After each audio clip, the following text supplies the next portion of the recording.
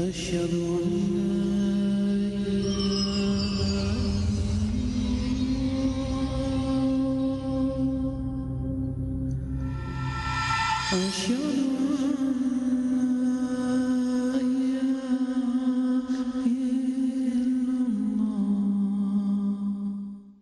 بسم اللہ الرحمن الرحیم۔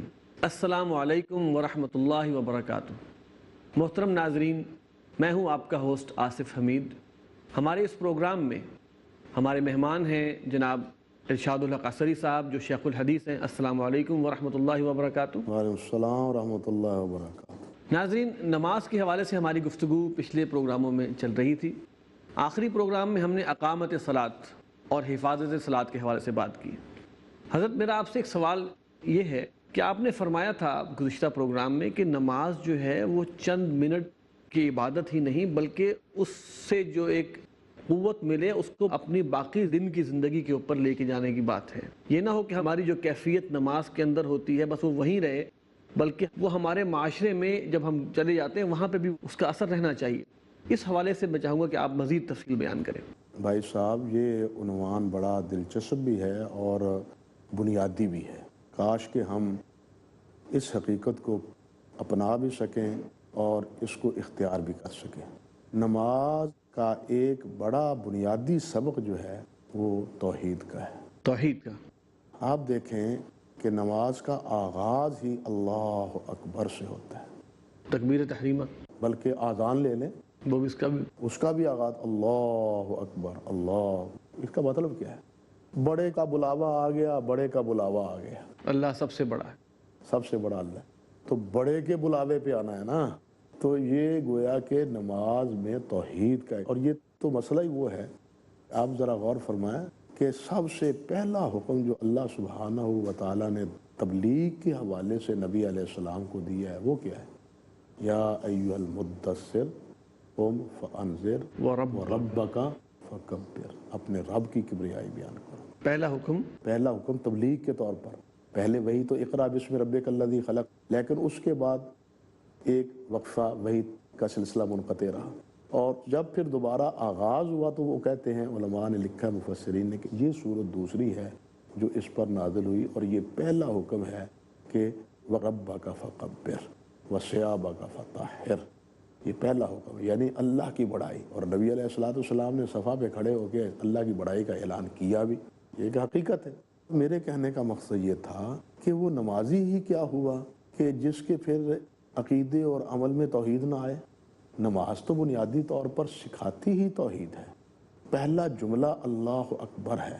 توحید کو بھی ذرا تھوڑا، توحید کہ ایک اللہ کی بندگی، ایک اللہ کی پرستش، وہی ہمارا حاجت روا ہے، وہی ہمارا مشکل کشا ہے، وہی ہمارا رازق ہے، وہی شفا دینے والا ہے، وہی زندگی اور موت کا مالک ہے۔ ہمارے نفع نقصان کا مالک جو ہے وہ صرف ایک اللہ ہے۔ یعنی ہر معاملے میں ہمیں کس کی طرف رجوع کرنا ہے؟ ما فوق الفطرت، اللہ رب العزت کی طرف۔ یہ ہے بنیادی طور پر توحید کی بات۔ اکثر لوگ سمجھتے ہیں کہ اللہ کو ایک جان، توحید اللہ کو ایک جاننا، اور اللہ کو ایک جاننا کا سب سے بڑا تقاضا کیا ہے؟ الہ کا، وہ کیا ہے؟ الوہیت کا۔ لا الہ الا اللہ۔ الہ کے معنی جو ہے وہ اللہ، اور الہ میں کوئی معبود نہیں سوائے اللہ کے۔ جی، اللہ کو تو مانتے ہیں، حتیٰ کہ مشرک بھی مانتے تھے، لیکن وہ لیکن عبادت کسی اور کی کرتے تھے۔ اوروں کو ایڈ کر دیتے۔ حکم یہی دیا تھا کہ عبادت اللہ کی کرنی ہے۔ لا الہ، معبود اور کوئی نہیں ہے صحیح، الا اللہ۔ لا الہ میں توحید ہے اور محمد رسول اللہ میں ہدایت ہے۔ سبحان اللہ۔ کہ پہلی میں توحید ہے، الوہیت ہے، اور دوسری میں رسالت ہے۔ عموماً ہم یہی بیان کرتے ہیں، سنتے ہیں، سمجھتے ہیں، ٹھیک۔ لیکن میں یہ بھی سمجھا ہوں کہ اس کے ساتھ ساتھ یہ دوسرا جملہ بھی توحید ہے، محمد رسول اللہ بھی توحید ہے۔ یہ صرف رسالت نہیں ہے حضرت صاحب، یہ بھی توحید ہے کہ جب یہ کہا لا الہ الا اللہ تو سوال پیدا ہوا محمد بھی نہیں ہے۔ ان کی بھی اس اعتبار سے کیا حیثیت ہے؟ وہ ہے محمد رسول اللہ، وہ بھی الہ نہیں ہے، وہ رسول ہیں اللہ کے۔ اس اعتبار سے دوسرا جملہ بھی اگر دیکھا جائے تو وہ بھی توحید پر دلالت کرتا ہے، توحید پر دلالت کہ محمد صلی اللہ علیہ وسلم وہ بھی کیا ہے؟ اللہ کے رسول ہیں، وہ اللہ نہیں، الہ نہیں ہے۔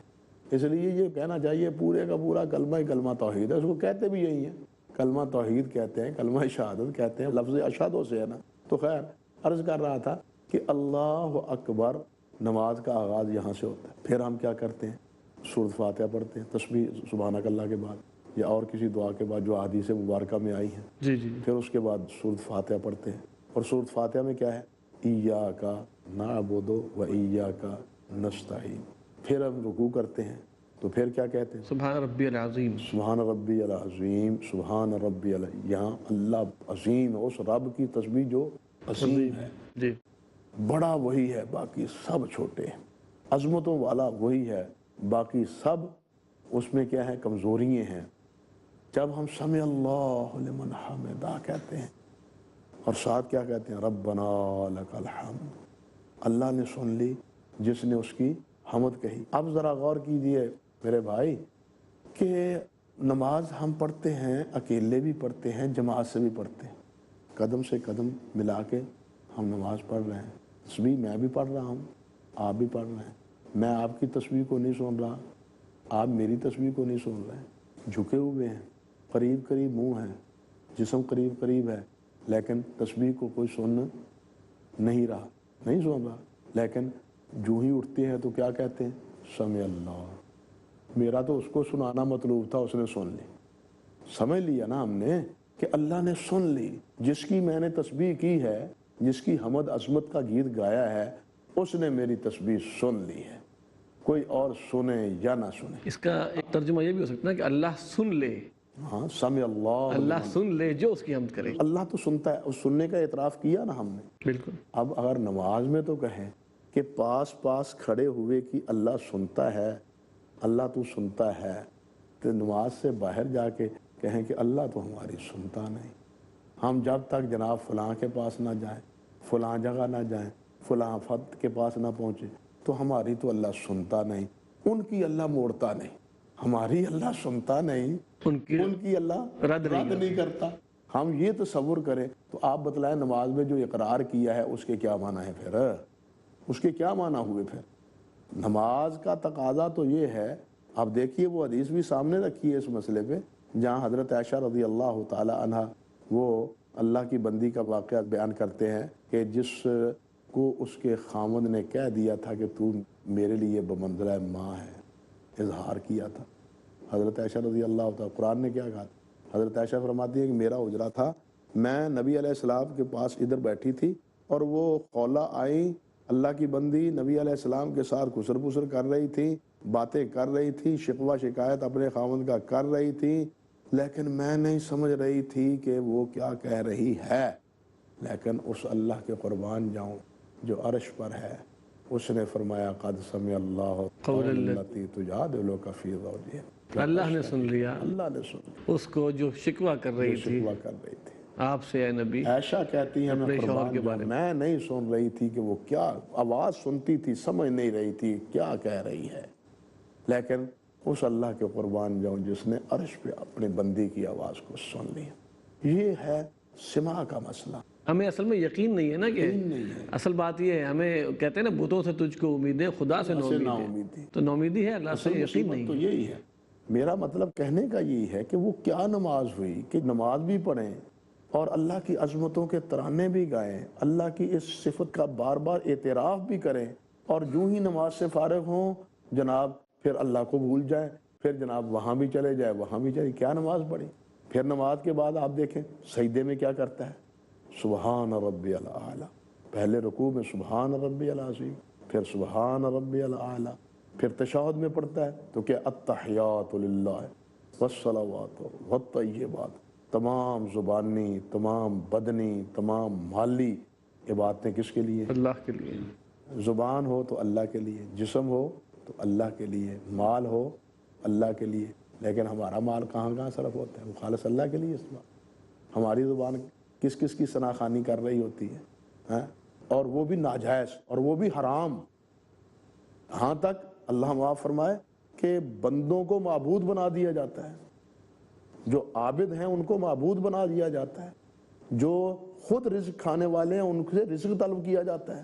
کہ تم نے اسی کو سمجھ لیا کہ یہی تمہاری حاجت رفع کرے گا، حالانکہ حاجت رفع کرنے والی ہستی تو اللہ تعالیٰ کی ہے۔ کہنے کا مقصد یہ تھا کہ نماز کے جتنے فوائد ہیں یا جتنے نماز کے اندر مسائل ہیں، عبادات کا مطلب تو علیحدہ ہے نا، یہ جسمانی عبادت ہے، قولی عبادت ہے، نماز میں یہ جو حقیقتیں پنہاں ہیں وہ نماز ہی میں ان کا اقرار اور اعتراف نہیں ہونا چاہیے، اس کا مظہر باہر کی زندگی میں۔ یہ نہیں کہ یہاں تو توحید کا اقرار ہو اور نماز سے باہر جا کے اللہ رب العزت سے انسان بگڑ جائے۔ قول اور فعل کا تضاد نہیں ہونا چاہیے، یہ تو منافقت ہے، یہ منافقت ہے۔ یہ تو منافقت۔ لِمَ تَقُولُونَ مَا لَا تَفْعَلُونَ، وہ کہتے کیوں ہو جو کرتے نہیں۔ کَبُرَ مَقْتًا عِندَ اللَّهِ أَن تَقُولُوا مَا لَا تَفْعَلُونَ، اللہ کو بڑی ناپسند ہے یہ بات کہ تم جو کہو وہ کرو نہ۔ اور پھر اللہ سے بڑا غیرت مند کون ہے؟ اللہ کو غصہ نہیں آتا؟ ہم نماز پڑھتے ہیں، نماز کا ایک بہت بڑا فائدہ باہم آپس میں مودت، اخوت، بھائی چارہ، ایک دوسرے کی جو ہے نا دکھ درد مساوات، یہ چیزیں۔ اقبال نے بھی کہا ہے نا، ایک ہی صف میں کھڑے ہو گئے محمود و یاد، نہ کوئی بندہ رہا نہ کوئی بندہ نواز۔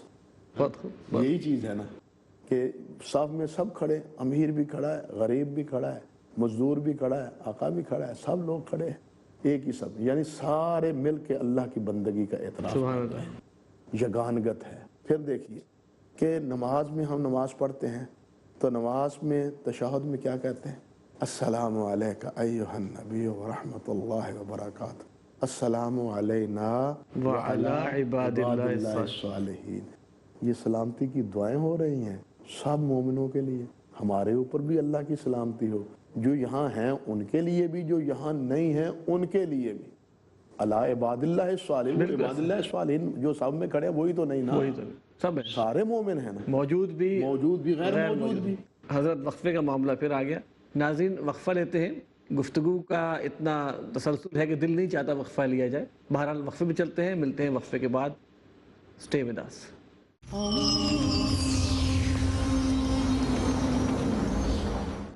ہر شر سے کیا کرتی ہے بندوں کی حفاظت، اسلام کے دامن میں کچھ ایسی ہے حکمت۔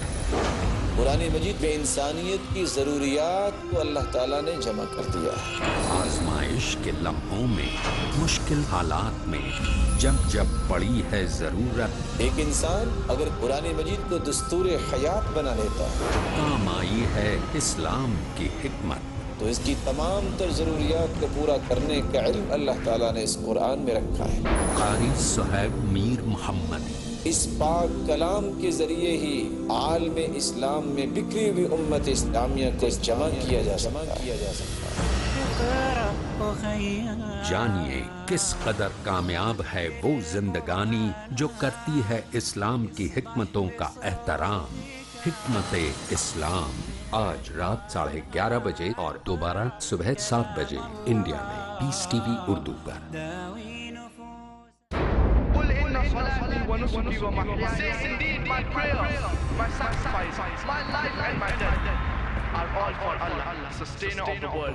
الدائی dynamic I challenge any human being to point out a single fundamental of Islam in youthful quest, which is against humanity as a whole.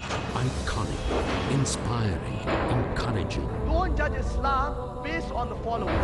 Farik Naik, Judge Islam based on the authentic sources, that is the glorious Quran and the authentic Hadith. son of the world-famous orator on Islam and comparative religion, Dr. Zakir Naik. Allah subhanahu wa ta'ala is giving us an opportunity to do a prophet job and to earn a prophet reward. A star above par in Teens Star. کل رات 8 بجے اور دوبارہ صبح 6:30 بجے India میں Peace TV وی اردو پر۔ What would you recommend? Peace TV وی presents Something What do you have to say about Learning the Wise Way. What would you recommend us to take as career? after we pass our school? So what exactly we should do? What do you have to say about pursuing two fields together? Ideas brilliant. Strategy sustained. The best profession is a profession of a person who invites people to Allah subhanahu wa ta'ala. Avail the opportunity with Dr. Zakir. Depending upon what is their interest. But the main aim should be to spread the message of Allah subhanahu wa ta'ala. to implement the convincing Islamic cum educational formula to excel in your career. Watch Career Guidance. अगला programme piece TV Urdu पर।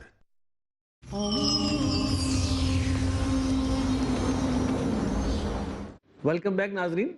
हमारी गुफ्तगू चल रही थी नमाज के फ़वाइद के ऊपर और मौलाना उस हवाले से हमें बहुत कीमती रहनुमाई फराहम कर रहे थे। जी हज़रत, जहाँ से बात टूटी थी वहीं से शुरू करते हैं। हाँ, तो मैं आसिफ भाई जिक्र कर रहा था आपसे, नाजरीन किराम भी माशाल्लाह देख रहे हैं, सुन रहे हैं हमारी बात को। अल्लाह सुब्हानहू व तआला इसमें असर पैदा करे हमारे बारे में भी और सामीन के बारे में भी। जो हम चाह रहे हैं नमाज से हासिल करना, वो हासिल करने की हम सबको अल्लाह तौफीक अता। आमीन सुम्मा आमीन। तो मैं अर्ज़ कर रहा था कि नमाज तो हमें अखुवत और मुवद्दत का सबक देती है, भाईचारे का सबक देती है। नमाज में नमाजी कहता है अस्सलामु अलैना व अला इबादिल्लाहिस सालिहीन, मुझ पर भी अल्लाह की सलामती हो और सारे अल्लाह के बंदों पर सलामती हो। नमाज से जब फारिग होता है उस वक़्त भी क्या कहता है? अस्सलामु अलैकुम व रहमतुल्लाह, अस्सलामु अलैकुम व रहमतुल्लाह। जितने नमाजी खड़े बैठे हैं दाएं बाएं, अल्लाह की तुम पे सलामती हो, अल्लाह की तुम पे रहमतें हों। ये कह रहा है ना, सलामती का पैगाम बना हुआ है ना, अमन का पैगाम बना हुआ है ना। जब किसी को सलाम का पैगाम दिया जाता है, गोया मेरी तरफ से तुम्हारे लिए क्या है? अमन का पैगाम। अमन का पैगाम। मेरा तेरे साथ कोई झगड़ा नहीं है, तू मेरा भाई है। मैं भाई तेरे लिए अल्लाह से दुआ करता हूँ, मैं तेरे लिए दुआ ही करता हूँ कि अल्लाह तुझे सही सलामत रखे। ये देखिए कितना मुवद्दत का। बल्कि हदीस शरीफ में क्या आता है, नबी अलैहिस्सलाम ने फरमाया सफ़ों में मिल के खड़े हो, तरासू, मिल जाओ, और क्या है? करीब करीब हो जाओ। वला तख्तलिफू, आगे पीछे मत हो जाओ। फतख्तलिफू कुलूबुकुम, अल्लाहु अकबर कबीर। अगर तुम आगे पीछे हो गए तुम्हारे दिलों में इख्तिलाफ पैदा हो जाएगा। नमाज हुई ना मुवद्दत का ज़रिया, नमाज हुई ना मोहब्बत का ज़रिया। हुजूर ने फरमा दिया ना, ला तख्तलिफू फतख्तलिफू कुलूबुकुम। अगर तुम नमाज में मुख्तलिफ हो गए, आगे पीछे हो गए, दूर दूर हो गए, इसीलिए तो फरमाया मिल जाओ। और फिर नबी सल्लल्लाहु अलैहि वसल्लम अलजिनु बैना ऐदी इख्वानिकुम, अपने भाई के हाथों में नरम हो जाओ। नमाज पढ़ो तो अपने भाई के हाथों में नरम हो जाओ। क्या मतलब है इसका? अगर कोई पास खड़ा है, दूर खड़ा है, अगर तुमको वो खींचता है तो आ जाओ, वहाँ अकड़ के ना खड़े रहो। ये बंदगी के भी खिलाफ है, रसूलुल्लाह के हुक्म के भी खिलाफ है, मुवद्दत और अखुवत के भी खिलाफ। इसीलिए क्या फरमाया? अलयनु बैना ऐदी इख्वानिकुम, अपने मुसलमान भाइयों के हाथों में नमाज के दौरान क्या हो जाओ? नरम हो जाओ। ये सारी बातें किस लिए? अखुवत के लिए तो हैं, मुवद्दत और भाईचारे के ही लिए है। बल्कि नमाज के बाद नबी अलैहिस्सलाम देखते हैं, मलाजा आज फलां नहीं है, देखो पता करो यार वो नमाज पढ़ने क्यों नहीं आया, तंदुरुस्त है, तकलीफ तो नहीं है, कोई बीमारी तो नहीं है कोई।